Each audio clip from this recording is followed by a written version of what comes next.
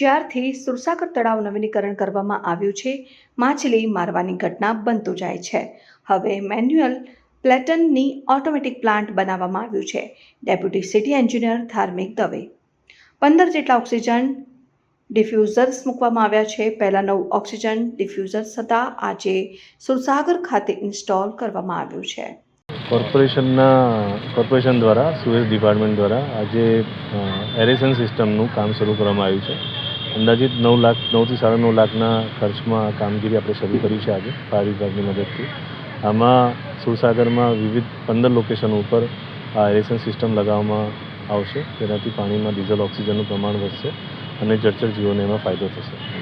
પહેલાં કોન્ટ્રાક્ટર દ્વારા કરવામાં આવતું હતું ઓક્સિજન અંદર એ કરવામાં, આ કઈ રીતની પ્રક્રિયા છે અને શું કહેવાનું?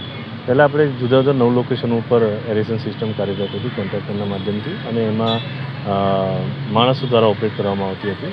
જ્યારે આ સિસ્ટમ આપણે ટેકનોલોજીને અપગ્રેડ કરી છે, મહાનગરપાલિકાની પોતાની સિસ્ટમ લગાવી છે અને ઓટો ઓપરેટેડ સિસ્ટમ છે.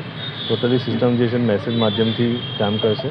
આમાં જ્યારે પણ કોઈ પણ ટેકનિકલ ખામી કે સપ્લાય જેવા પણ જે નાના ઇન્ટરવેન્શન આવશે સિસ્ટમમાં, તો એ તરત મેસેજના માધ્યમથી અધિકારીને અપડેટ કરશે કે આ સિસ્ટમ હાલમાં બંધ થઈ છે, આ કારણથી બંધ થઈ છે, MGSL ફોલ્ટ હશે તો એના કારણે બંધ થઈ છે, કે અન્ય કોઈ ટેકનિકલ ફોલ્ટ છે તો એના કારણે બંધ થઈ છે.